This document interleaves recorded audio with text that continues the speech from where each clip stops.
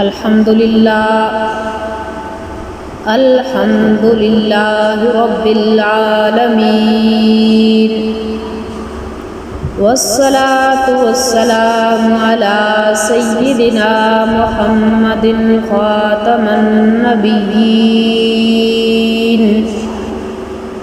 وآلہ وصحبہ اجمعین اما بعد فقد قال اللہ تبارک وتعالی فی کلامہ المجید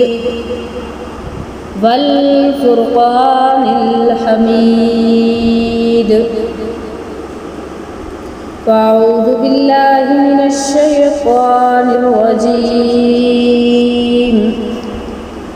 بسم اللہ الرحمن الرحیم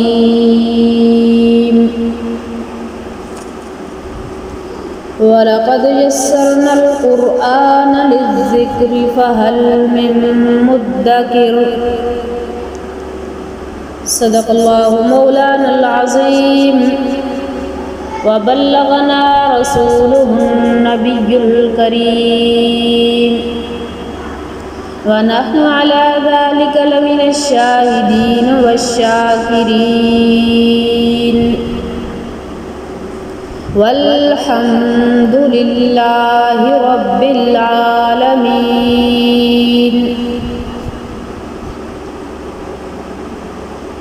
معزز سامعین گرامی قدر،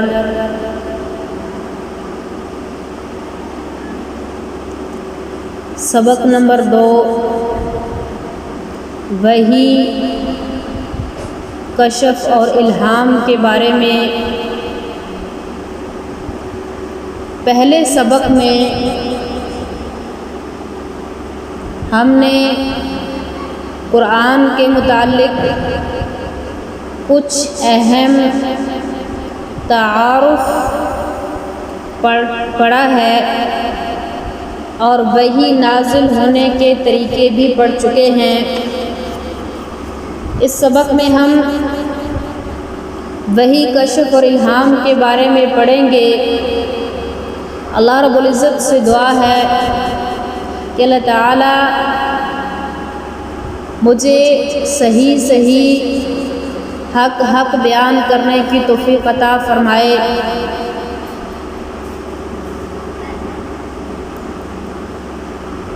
دیکھیے، وحی صرف انبیاء کرام کے ساتھ خاص ہے اور کسی بھی غیر نبی کو خواہ و تقدس و ولایت کے کتنے بلند مقام پر ہو وحی نہیں آ سکتی. البتہ بعض اوقات اللہ تعالیٰ اپنے بعض خاص بندوں کو کچھ باتیں بتا دیتے ہیں، اسے کشف یا الہام کہا جاتا ہے. کشف اور الہام میں حضرت مجدد الفسانی رحمہ اللہ نے یہ فرق بیان فرمایا ہے کہ کشف کا تعلق حسیات سے ہے، یعنی اس میں کوئی چیز یا واقعہ آنکھوں سے نظر آ جاتا ہے، اور الہام کا تعلق وجدانیات سے ہے، یعنی اس میں کوئی چیز نظر نہیں آتی، صرف دل میں کوئی بات ڈال دی جاتی ہے. اس لیے عموماً الہام کشف کی بنسبت زیادہ صحیح ہوتا ہے. وحی کی آخری صورت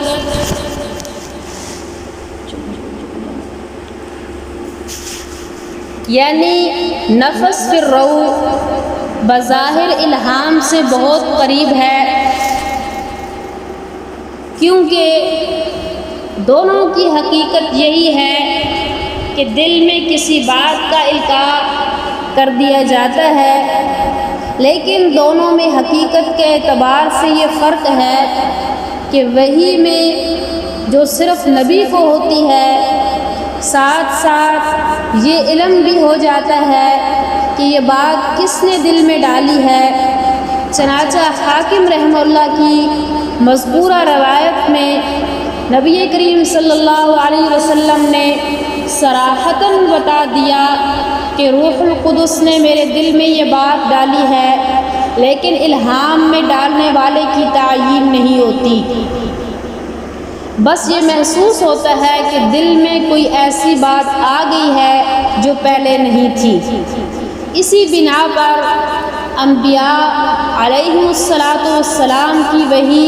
100% یقینی ہوتی ہے اور اس کی پیروی فرض ہے، لیکن اولیاء اللہ کا الہام یقینی نہیں ہوتا، چنانچہ نہ وہ دین میں حجت ہے اور نہ اس کا اتباع فرض ہے۔ البتہ اگر کشف، الہام یا خواب کے ذریعے کوئی ایسی بات معلوم ہو جو قرآن و سنت کے معروف احکام کے مطابق نہیں ہے تو اس کے تقاضے پر عمل کرنا کسی کے نزدیک جائز نہیں۔ پھر وحی کی 2 قسمیں ہیں، وحی مطلوب اور دوسری قسم غیر مطلوب۔ نبی کریم صلی اللہ علیہ وسلم پر جو وحی نازل ہوئی وہ 2 قسم کی تھی، ایک تو قرآن کریم کی آیات جن کے الفاظ اور معنی دونوں اللہ تعالیٰ کی طرف سے تھے اور جو قرآن کریم میں ہمیشہ کے لیے اس طرح محفوظ کر دی گئی کہ ان کا ایک نقطہ یا شوشہ بھی نہ بدلا جا سکا ہے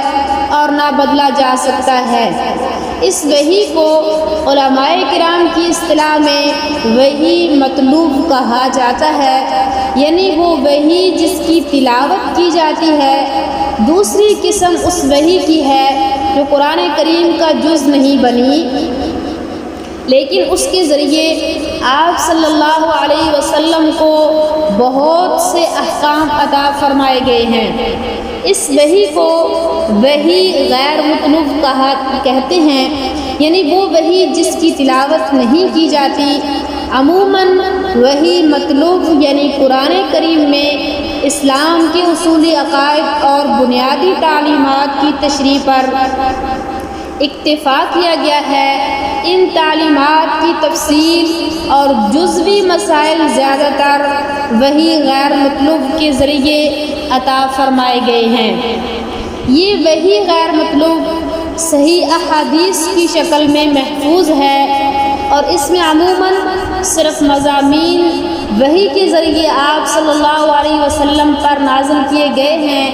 ان مضامین کو تعبیر کرنے کے لیے الفاظ کا انتخاب آپ صلی اللہ علیہ وسلم نے خود فرمایا ہے۔ ایک حدیث میں سرکار دو عالم صلی اللہ علیہ وسلم کا ارشاد ہے، اوتیت القرآن ومثلہ معہ، یعنی مجھے قرآن بھی دیا گیا ہے اور اس کے ساتھ اسی جیسی دوسری تعلیمات بھی دی گئی ہیں۔ اس میں قرآن کریم کے ساتھ جن دوسری تعلیمات کا ذکر ہے ان سے مراد یہی وحی غیر مطلوب ہے۔ اسلامی احکام کی جزوی تفصیلات چونکہ اسی وحی غیر مطلوب کے ذریعے بتائی گئی ہیں، اس لیے جو لوگ اپنے آپ کو مسلمان کہنے کے باوجود اسلامی احکام کی پابندیوں سے آزاد زندگی گزارنا چاہتے ہیں، انہوں نے کچھ عرصہ سے یہ شوشہ چھوڑا ہے کہ وحی غیر مطلوب کوئی چیز نہیں۔ نبی کریم صلی اللہ علیہ وسلم پر جتنی وحی اللہ تعالیٰ کی طرف سے نازل ہوئی ہے وہ سب قرآن کریم میں محفوظ ہے۔ قرآن کریم کے علاوہ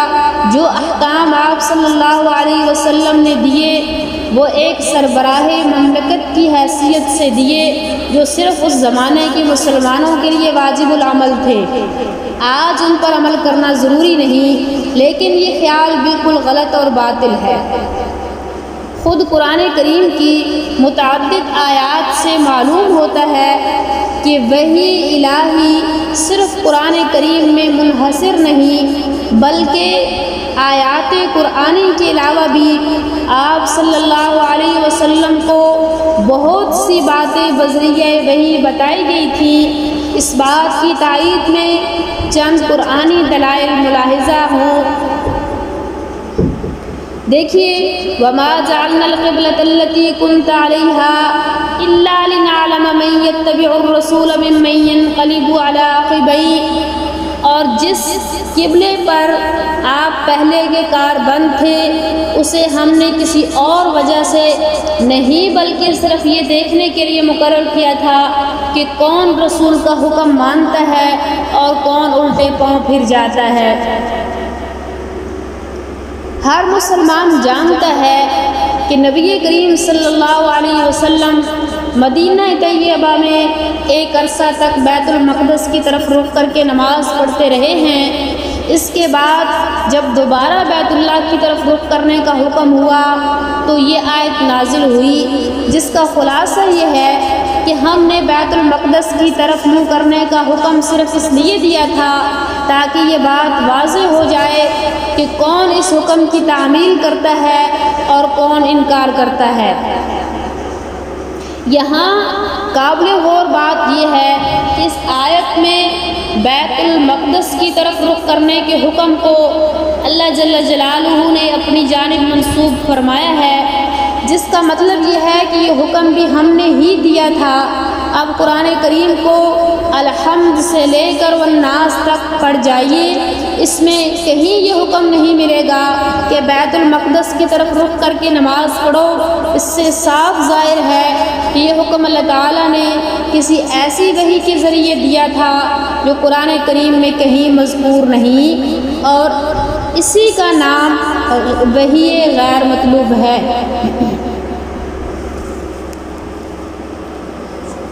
جی یہ کچھ ضروری اور اہم نکات تھے قرآن کریم کو پڑھنے سے پہلے، شروع کرنے سے پہلے، جو بے حد ضروری تھے۔ تو چونکہ ہم اس کورس میں قرآن پاک کا ترجمہ اور تفسیر پڑھیں گے، اس لیے تفسیر کے بارے میں جاننا بھی ضروری ہے کہ تفسیر کا کیا مطلب ہے۔ لفظ تفسیر دراصل فسرن سے نکلا ہے، جس کے معنی ہے کھولنا، اور اس علم میں چونکہ قرآن کریم کے مفہوم کو کھول کر بیان کیا جاتا ہے، اس لیے اسے علم تفسیر کہتے ہیں۔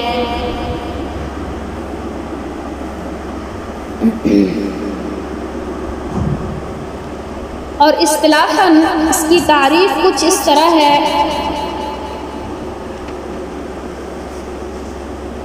علم تفسیر وہ علم ہے جس میں الفاظ قرآن کی ادائیگی کے طریقے، ان کے مفہوم، ان کی افرادی اور ترکیبی احکام اور ان معانی سے بحث کی جاتی ہے جو ان الفاظ سے ترکیبی حالت میں مراد لیے جاتے ہیں، نیز ان معانی کا تکملہ، ناسخ و منسوخ، شان نزول اور مبہم قصوں کی توضیح کی شکل میں بیان کیا جاتا ہے۔ اس تعریف کی روشنی میں علم تفسیر الفاظ قرآن کی ادائیگی کے طریقے،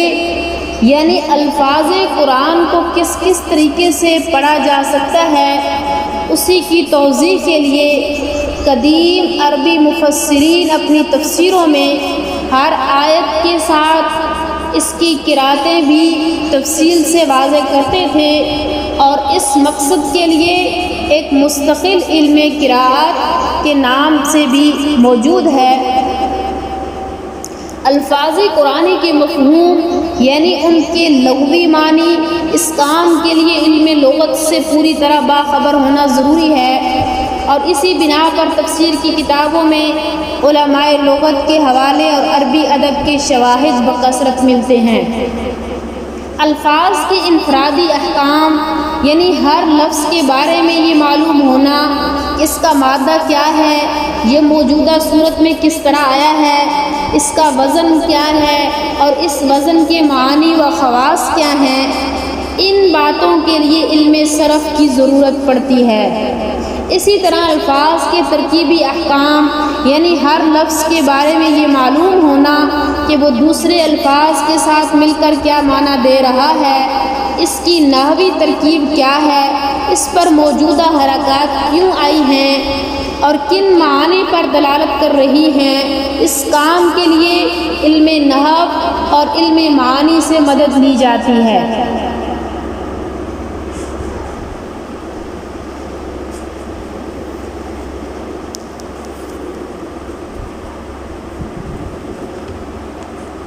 اسی کے ساتھ ساتھ تفسیر بالرائے، ایک حدیث میں نبی کریم صلی اللہ علیہ وسلم کا ارشاد پاک ہے، من تکلم فی القرآن برأیہ فاصاب فقد اخطأ۔ جو شخص قرآن کریم کے بارے میں اپنی رائے سے کچھ گفتگو کرے تو اگر صحیح بات بھی کہے تو اس نے غلطی کی۔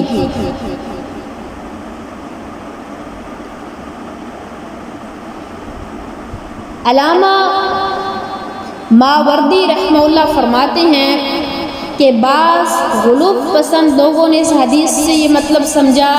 کہ قرآن کریم کے بارے میں کوئی بات فکر و رائے کی بنیاد پر کہنا جائز نہیں، یہاں تک کہ اجتہاد کے ذریعے قرآن کریم سے ایسے معنی بھی مستنبط نہیں کیے جا سکتے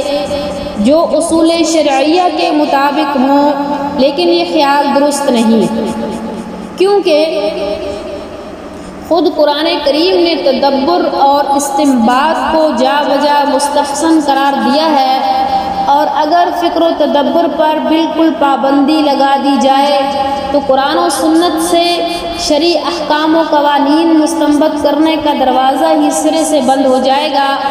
لہٰذا اس حدیث کا مطلب ہر قسم کی رائے پر پابندی لگانا نہیں،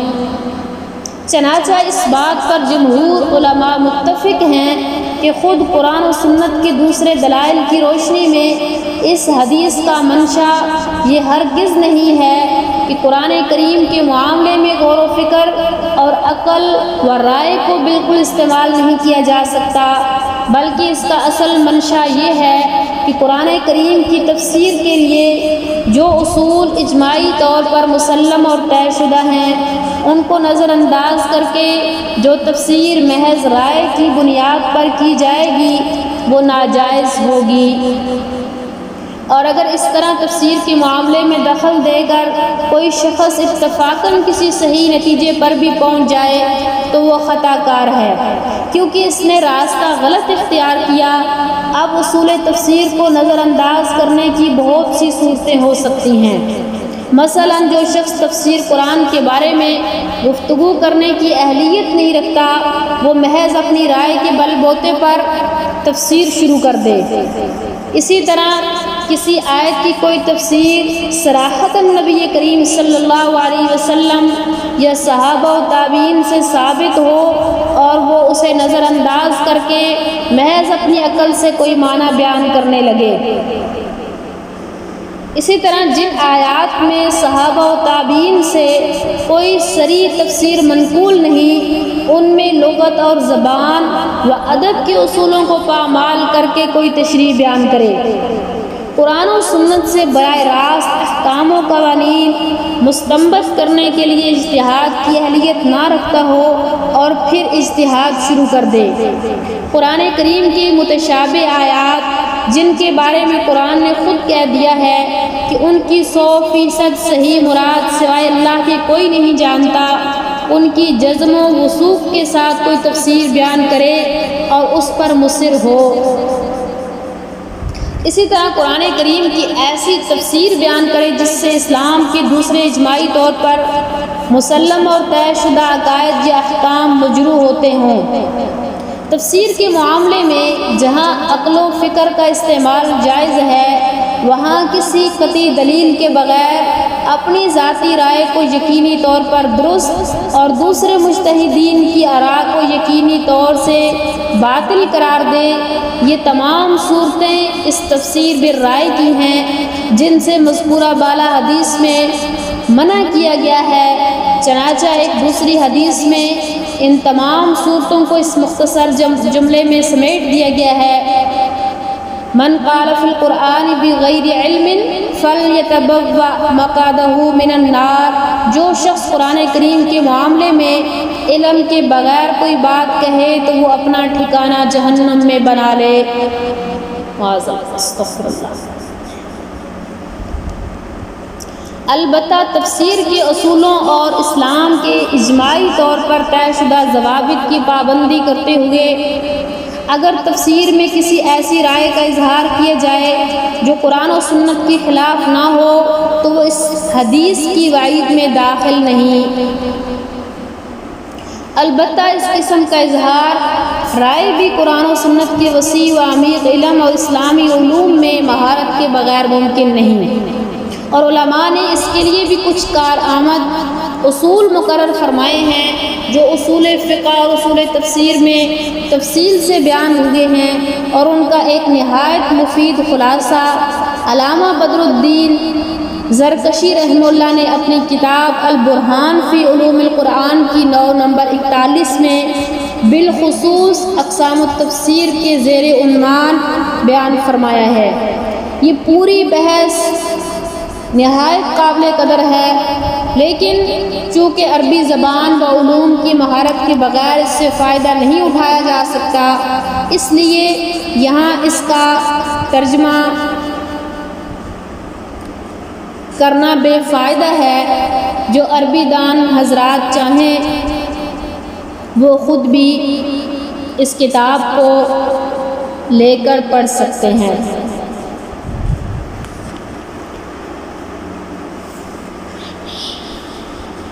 تفسیر میں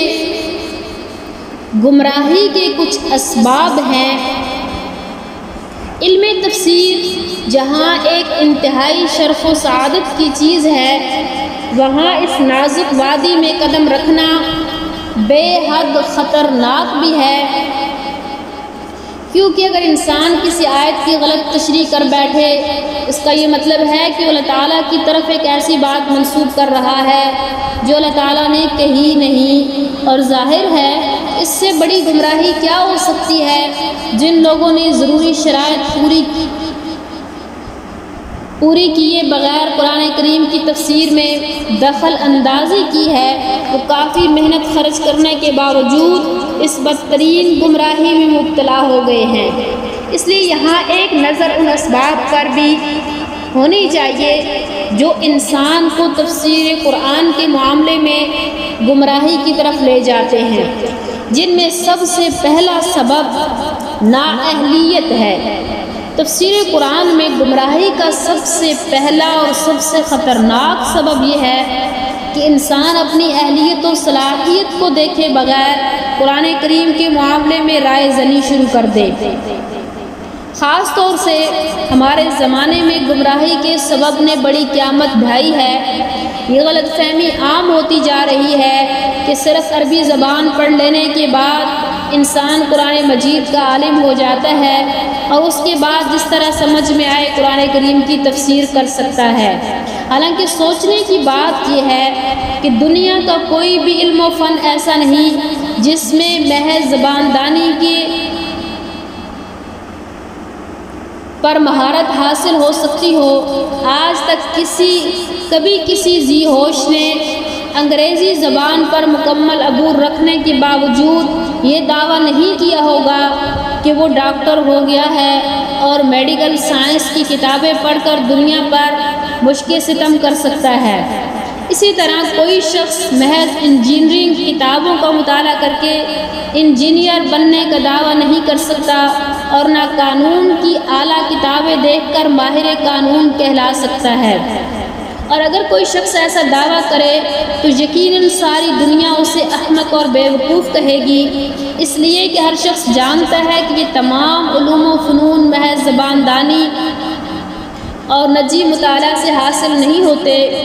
بلکہ ان کے لیے سالہ سال کی محنت درکار ہے۔ انہیں ماہر اساتذہ سے پڑھا جاتا ہے، اس کے لیے بڑی بڑی درسگاہوں میں کئی امتحانات سے گزرنا ہوتا ہے، پھر کسی ماہر فن کے پاس رہ کر ان کا عملی تجربہ کرنا پڑتا ہے، تب کہیں انسان ان علوم کا مبتدی کہلانے کا مستحق ہوتا ہے۔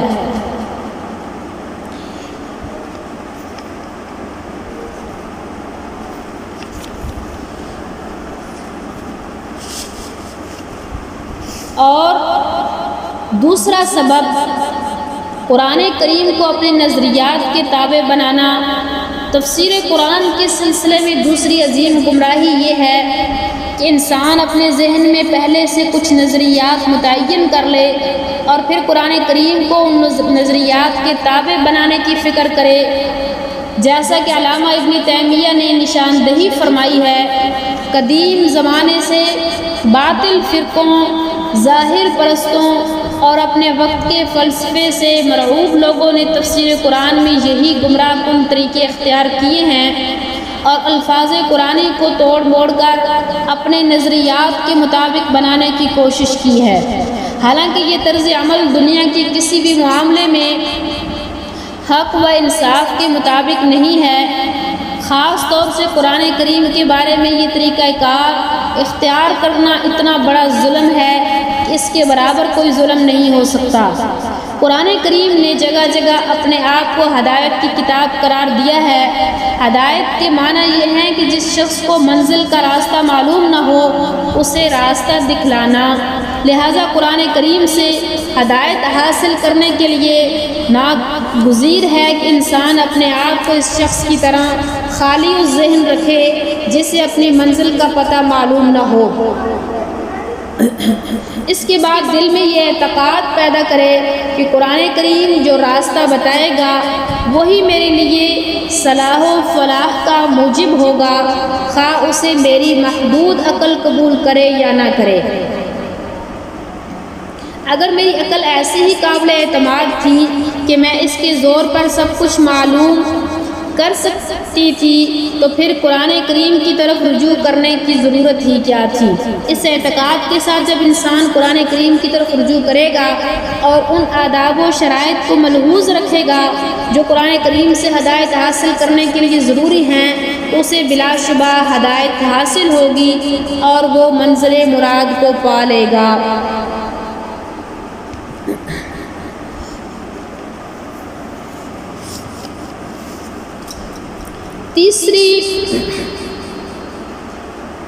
تیسرا سبب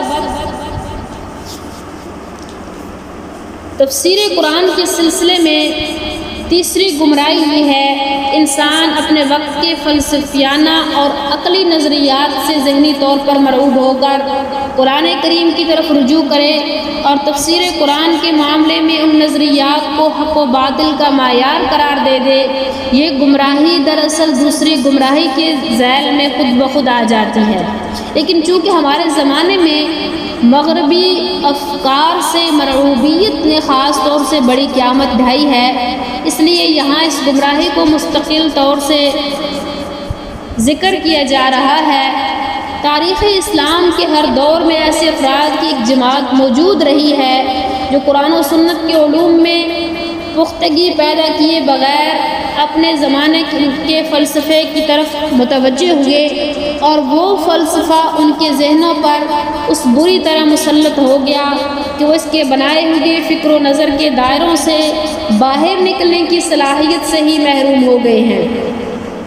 اس کے بعد جب انہوں نے قرآن کریم کی طرف رجوع کیا اور اس کی بہت سی باتیں انہیں اپنے آئیڈیل فلسفے کے خلاف محسوس ہوئیں تو انہوں نے اس فلسفے کو جھٹلانے کے بجائے قرآن کریم میں تحریف و ترمیم شروع کر دی اور اس کے الفاظ کو کھینچ تان کر اپنے فلسفیانہ افکار کے مطابق بنانا شروع کر دیا۔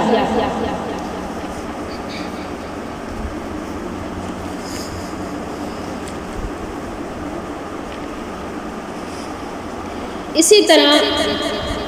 تفسیر قرآن کے بارے میں چوتھی گمراہی یہ ہے کہ بعض لوگ قرآن کریم کے موضوع کو ٹھیک نہیں سمجھتے اور اس میں وہ باتیں تلاش کرنے کی کوشش کرتے ہیں جو اس کے موضوع سے خارج ہیں۔ مثلاً بعض حضرات اس جستجو میں رہتے ہیں کہ قرآن کریم سے کائنات کے تمام سائنسی اور طبی حقائق مستنبط کیے جائیں اور سائنس کے مسلمات کو قرآن کریم سے ثابت کیا جائے۔ وہ یہ سمجھتے ہیں کہ اگر قرآن سے سائنس کے یہ مسائل ثابت نہ ہو سکے تو معاذ اللہ یہ قرآن کریم کا نقص ہوگا، چنانچہ وہ پورے خلوص کے ساتھ قرآنی آیات سے سائنسی مسلمات ثابت کرنے کی فکر میں رہتے ہیں۔ اور بعض اوقات اس غرض کے لیے قرآنی الفاظ کو غلط معنی پہنا دیتے ہیں، حالانکہ واقعہ یہ ہے کہ قرآن کریم کا اصل موضوع سائنس نہیں، اس میں اگر کہیں کائناتی حقائق کا ذکر آیا ہے تو ضمنی طور سے آیا ہے، لہٰذا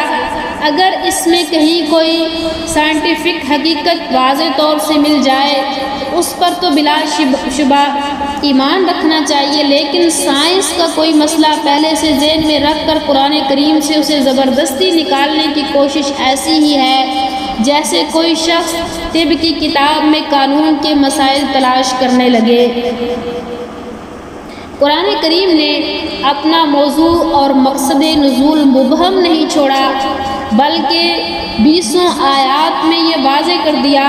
کہ اسے کیوں نازل کیا گیا ہے، جیسا کہ لقد جاءکم من اللہ نور وکتاب مبین یہدی بہ اللہ من اتبع رضوانہ سبل السلام ویخرجہم من الظلمات الی النور بإذنہ ویہدیہم الی صراط مستقیم، یعنی تمہارے پاس اللہ کی طرف سے ایک روشنی آئی ہے اور ایک ایسی کتاب جو حق کو واضح کر دینے والی ہے، جس کے ذریعے اللہ ان لوگوں کو سلامتی کی راہیں دکھاتا ہے جو اس کی خوشنودی کے طالب ہیں، اور انہیں اپنے حکم سے اندھیریوں سے نکال کر روشنی کی طرف لاتا ہے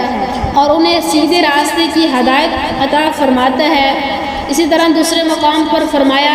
یا اہل الکتاب قد جاءکم رسولنا یبین لکم علی فترۃ من الرسل ان تقولوا ما جاءنا من بشیر ولا نذیر فقد جاءکم بشیر ونذیر، اے اہل کتاب تمہارے پاس ہمارے پیغمبر ایسے وقت دین کی وضاحت کرنے آئے ہیں جو پیغمبروں کی آمد رکی ہوئی تھی، تاکہ تم یہ نہ کہہ سکو کہ ہمارے پاس نہ کوئی جنت کی خوشخبری دینے والا آیا نہ کوئی جہنم سے ڈرانے والا، لو اب تمہارے پاس خوشخبری دینے والا اور ڈرانے والا آ گیا ہے، اور اللہ ہر بات پر پوری قدرت رکھتا ہے۔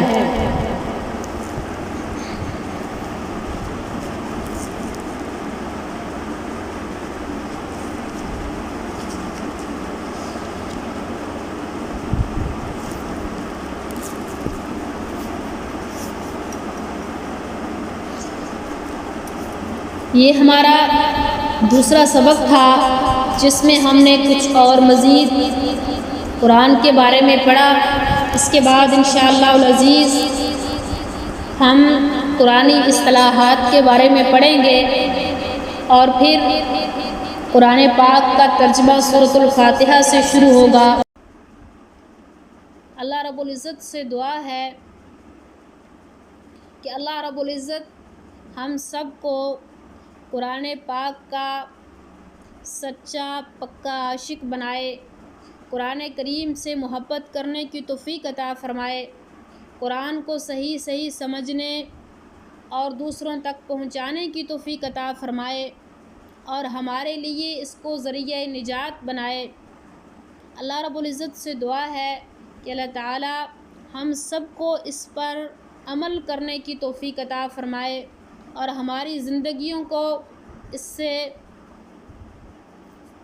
فائدہ اٹھانے کی توفیق عطا فرمائے۔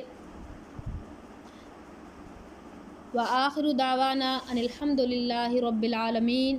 وما علینا الا البلاغ المبین۔